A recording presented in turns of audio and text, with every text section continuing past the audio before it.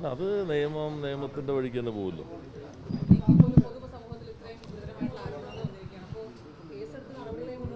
അല്ല, അത് നിയമത്തിൻ്റെ വഴി തന്നെ പോകും, ഉചിതമായ രീതിയിൽ തന്നെ പോകും. ഇപ്പോൾ തന്നെ ഇന്ന് ഹേമ കമ്മിറ്റി റിപ്പോർട്ടിൽ വ്യത്യസ്തമാണിത്.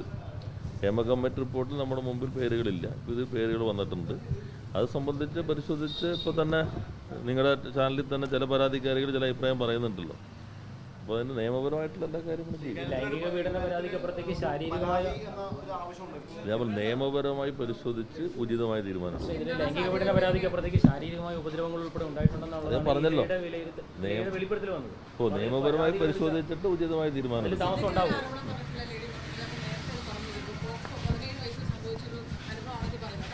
അവർ പോലീസിൽ കൊടുത്തിരുന്നാണോ? അങ്ങനെയാണെങ്കിൽ നോക്കാം. 15 കൊല്ലം മുമ്പ് നിങ്ങളോട് പറഞ്ഞിട്ടുണ്ടോ? അവര് പരിശോധിക്കുമെന്നുള്ളതാണല്ലോ അതിൽ. ഞാൻ ചോദിച്ചത് 15 കൊല്ലം മുമ്പ് ആരോട് പറഞ്ഞെന്നാ? ഞാൻ കണ്ടില്ല. ഞാൻ ഇവിടെ ഓഫീസിൽ ആളിനെടുത്ത് ആരോടാ പറഞ്ഞിരുന്നത്?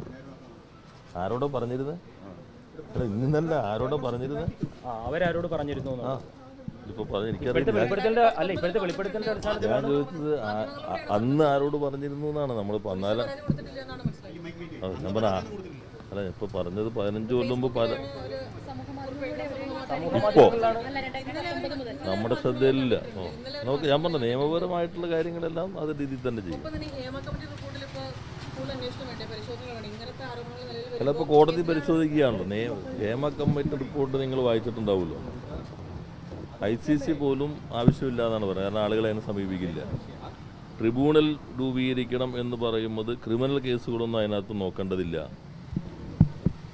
ഇതിൽ തെളിവ് തന്ന ആരുടെയും പേരുകൾ അതിനകത്തോ മറ്റ് വിശദാംശങ്ങളും ഇല്ല. ഇതെല്ലാമാണ് ആ റിപ്പോർട്ടിൻ്റെ ഭാഗം ഇപ്പോൾ പുറത്തു വന്നത്, നമ്മൾ കണ്ട ഭാഗം. ഇപ്പം എന്തായാലും കോടതിയെ പരിശോധിക്കുന്നുണ്ടല്ലോ, നോക്കാം.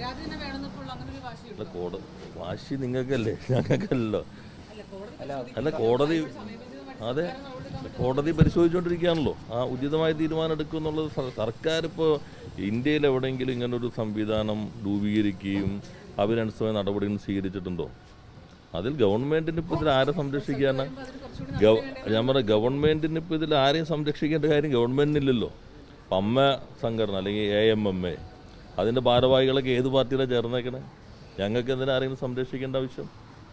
എന്നാൽ ഗവൺമെൻറ് എന്ന നിലയിൽ പരിശോധിച്ച് നിയമപരമായി ചെയ്യേണ്ട എല്ലാ കാര്യങ്ങളും ഉചിതമായി തന്നെ ചെയ്യും.